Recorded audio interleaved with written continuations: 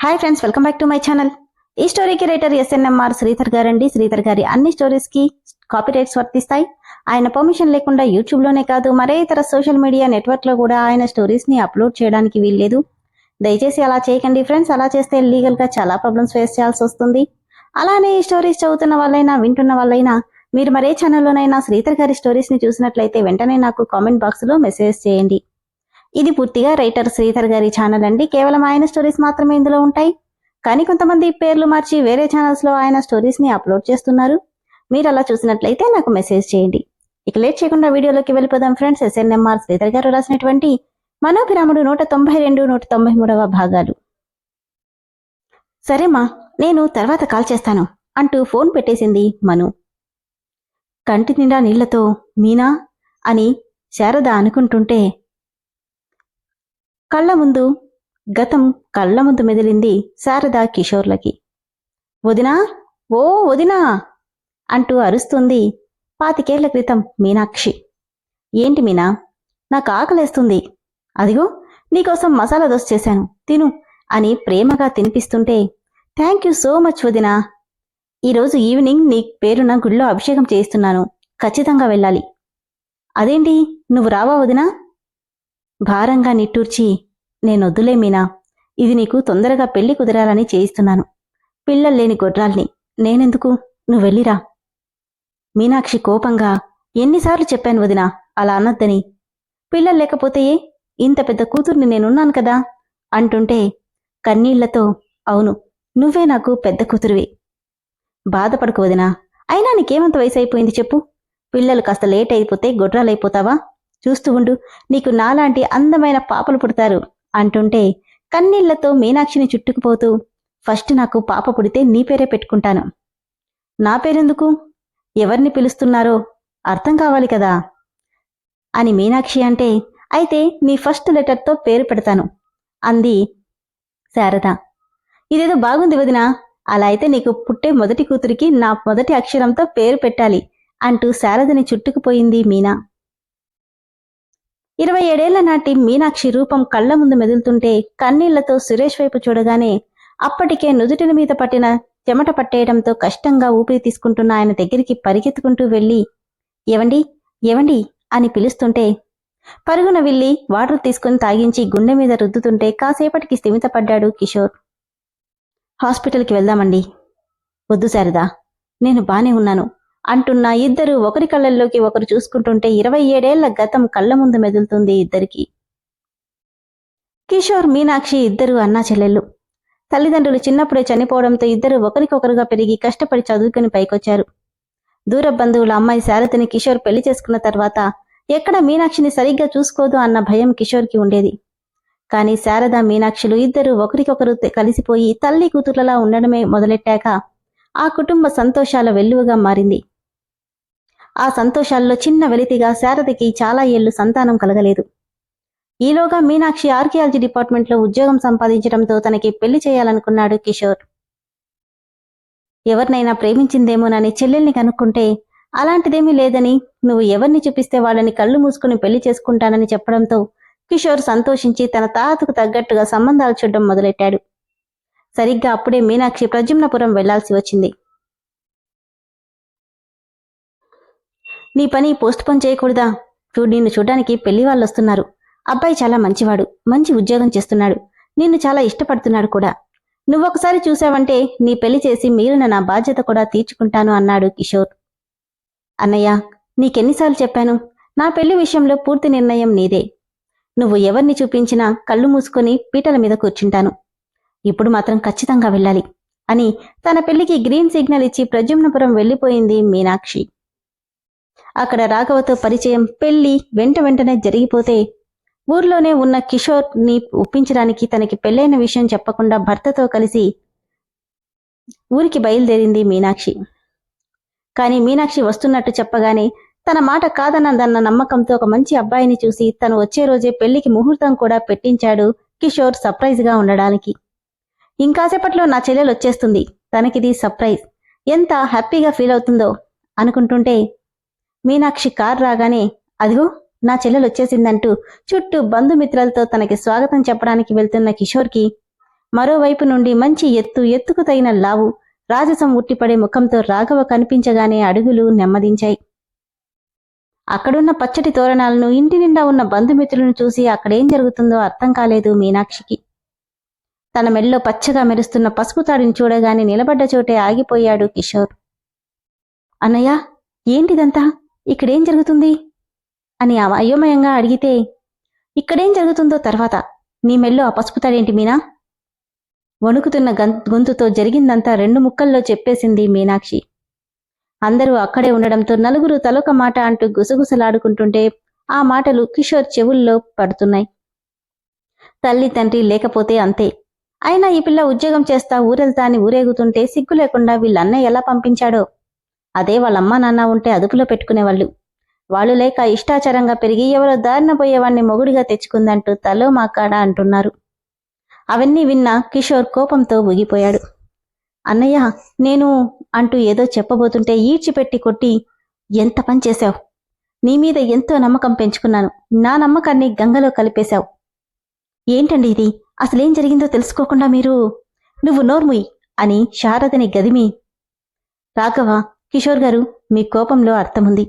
కానీ ఒకసారి మేం చెప్పేది వినండి అని రాఘవ అంటున్నా. ఏం చెప్తావు? దీనిమీద నమ్మకంతో నా తాహతకు మించిన సంబంధం తెచ్చి ఘనంగా ఏర్పాట్లు చేయించాను. కాని ఇది గుట్టుగా పెళ్లి చేసుకుని పెళ్లి పందింట్లోకి తీసుకొచ్చింది. అన్నయ్య, ఒకసారి నేను చెప్పేది విను. మాట్లాడకు. ఈ రోజు నుండి నా చెల్లెలు చచ్చిపోయింది. వెళ్ళిపో ఇక్కడి నుండి. ఇంకొక క్షణం నువ్వు నా కళ్ళ ముందున్నా నేనేం చేస్తానో నాకే తెలీదు. వెళ్ళిపో. కిషోర్ గారు, దయచేసి నేను చెప్పేది వినండి అని రాఘవ చెప్తున్నా. పంతులు గారికి పెళ్లి మంత్రాలు కాదు, తద్దిన మంత్రాలు చదవమని చెప్పమని చెప్పాడు కోపంతో ఊగిపోతున్నా కిషోర్ శారదతో. అవేం మాటలండి అని శారద వారించినా, నిజమే చెప్తున్నాను శారద. ఎప్పుడైతే నాకు చెప్పా పెట్టకుండా దీని ఇష్టానికి పెళ్లి చేసుకుందో అప్పుడే నా దృష్టిలో ఇది చచ్చిపోయింది అని చెప్పి శారదని తీసుకుని వెళ్ళిపోయాడు కిషోర్. మీనా, మీ అన్నయ్య ఇప్పుడేం మాట్లాడినా వినే పరిస్థితిలో లేడు. మళ్లీ వద్దాం పద అంటూ బలవంతంగా మీనాక్షిని రాఘవ తీసుకెళ్తుంటే అటు నుండి శారద ఇటు మీనాక్షి ఇద్దరూ ఒకేసారి వెనుతిరిగి చూసుకున్నారు. అదే వాళ్ళిద్దరూ ఆఖరిసారి చూడడం. ఆ తర్వాత ఊర్లో అందరూ తలొక మాట అంటుంటే అక్కడ ఉండలేక హైదరాబాద్కి షిఫ్ట్ అయ్యాడు కిషోర్. తను దాచుకున్న డబ్బుతో చిన్న బిజినెస్ స్టార్ట్ చేసి దాన్ని అంచెలంచెలుగా పెంచాడు. వీళ్లు హైదరాబాద్ వెళ్లిన 5-6 సంవత్సరాలకు శారద గర్భవతి అయింది.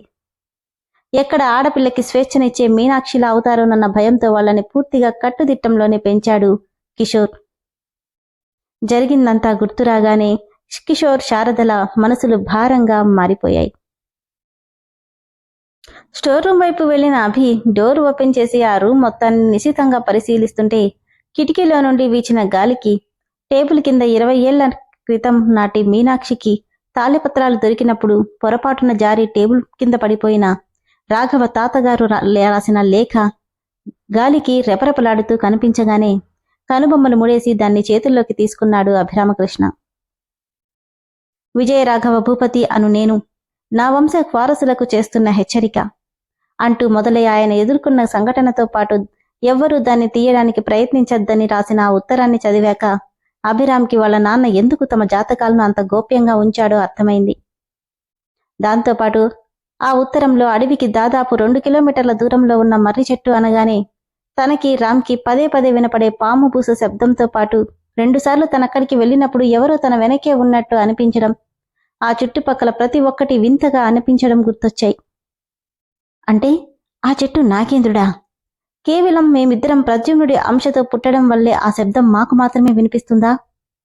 ఒకవేళ నిజంగానే రామ్ ఆ నిధిని తెరిస్తే అనుకోగానే ఒంట నిండా చెమటలు పట్టసాగాయి అభిరామ్కి. లేదు, నా గొంతులో ఊపిరుండగా ఎట్టి పరిస్థితుల్లో నా తమ్ముడి నీడ కూడా ఎవ్వరినీ తాకనివ్వను అనుకుని ఆ ఉత్తరాన్ని చింపి ముక్కలు చేసి పక్కన పడేశాడు అభిరామ్. హాయ్ మమ్మీ అంటూ పక్కనే వచ్చి కూర్చున్న రామ్ని చూసి కోపంగా ఎక్కడికి వెళ్లారిద్దరూ అని అడిగింది గాయత్రి. ఫ్రెండ్ని కలవడానికి వెళ్ళాం మమ్మీ. నాకు తెలియని ఫ్రెండ్ ఎవర్రా మీకు? నువ్వు మరీ మమ్మీ, ఏ మా ఫ్రెండ్స్ అంతా నీకు తెలియాలని రూల్ ఏమైనా ఉందా ఏంటి? రేయ్, నేను నీ కన్న తల్లిని, వాణ్ణి పెంచిన తల్లిని. మీరిద్దరూ ఎప్పుడు ఎలా మాట్లాడతారో, ఎప్పుడు ఏ అబద్ధాలు చెప్తారో నాకు తెలీదా? ఇన్ని రోజులు వాడే నా దగ్గర ఏదో దాస్తున్నాడనుకున్నా, కానీ నువ్వు కూడా అదే పని చేస్తున్నావా? నిజం మమ్మీ, నీ దగ్గర నేనేం దాస్తాను చెప్పు. అన్నయ్య సంగతి నాకు తెలీదు, కానీ నేనైతే నీ దగ్గర ఏమీ దాయట్లేదు. నిజంగానే ఒక ఫ్రెండ్ని కలవడానికి వెళ్ళాం. ఫ్రెండ్ని కలవడానికి 2 రోజులు అవసరమా? అంటే మమ్మీ, వాడితో మాకు చాలా బాండింగ్ ఎక్కువ. అందుకే సరదాగా కాలేజ్ విషయాలన్నీ మాట్లాడుకుని వచ్చాం. గాయత్రి చిరుకోపంగా రామ్ని కొడుతూ, ఇద్దరూ తోడు దొంగల్లా తయారయ్యారు కదరా అంటే, తాను కొట్టకుండా చేతులు అడ్డం పెట్టుకుంటూ, అబ్బా మమ్మీ ప్లీజ్, ఏంటిలా కొడుతున్నావు?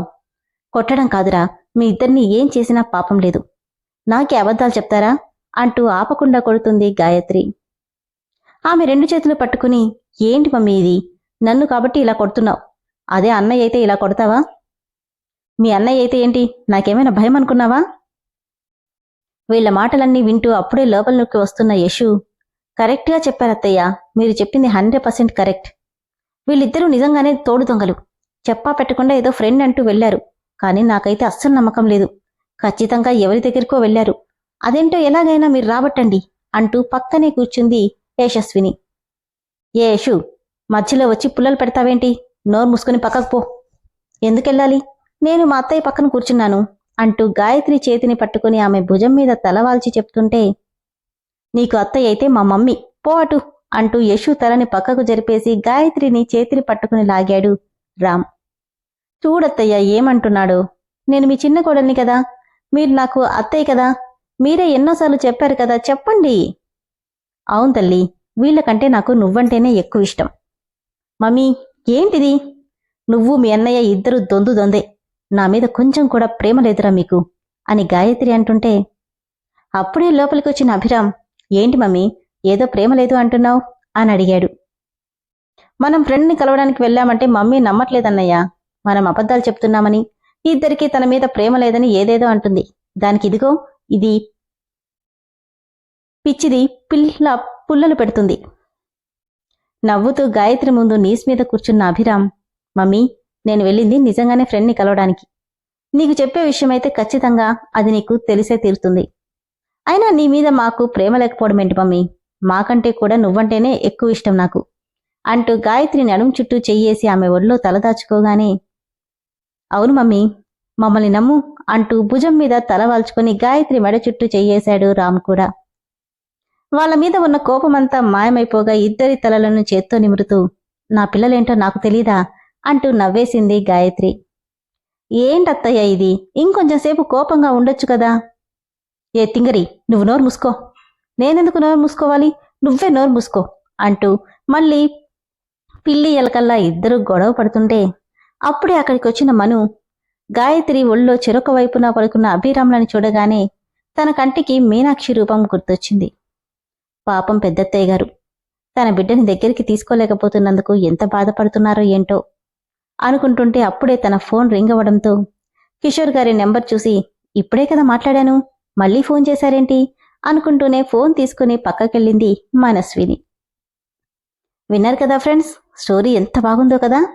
మొత్తానికి మీనాక్షిదేవి ఎవరో కాదు, కిషోర్కి చెల్లెలు, అలానే మనుకి మేనత్త. ఆ లెక్కన అభిరామ్కి మనస్విని మరదలవుతుంది. అందుకే అంటారు, తిరిగి తిరిగి తిరిగి చక్రంలాగా వీళ్ళ మొత్తం కథ మళ్ళీ మొదటికే వచ్చింది. ఎలా అయితే తన చెల్లెలు వెళ్ళిపోయిందని భావించి కూతుర్లని కత్తుడితం చేశాడో, తన మేనల్లుడికే ఇచ్చి తెలియకుండానే ఇష్టంగా పెళ్లి జరిపించాడు కిషోర్. అలానే రాఘవ గారు రాసిన ఒకప్పటి లేఖ కూడా అభిరామ్ చేతికి చేరింది. రామ్ మీద నీడ కూడా పడకుండా చెడుకోవాలనుకుంటున్నాడు. మరి కిషోర్ గారికి మీనాక్షి చెల్లెలవుతుందన్న విషయం ఇప్పుడు మిగిలిన వాళ్ళందరికీ తెలుస్తుందా లేదా అనేది తదుపరి ఎపిసోడ్లో తెలుసుకుందాం. అలానే ఫ్రెండ్స్, స్టోరీ అయితే చాలా ఇంట్రెస్టింగ్ గా ఉంది కదా. స్టోరీ నచ్చిన వాళ్ళు దయచేసి ఇమీడియట్ గా మెంబర్షిప్ లో జాయిన్ అవ్వండి. Thank you.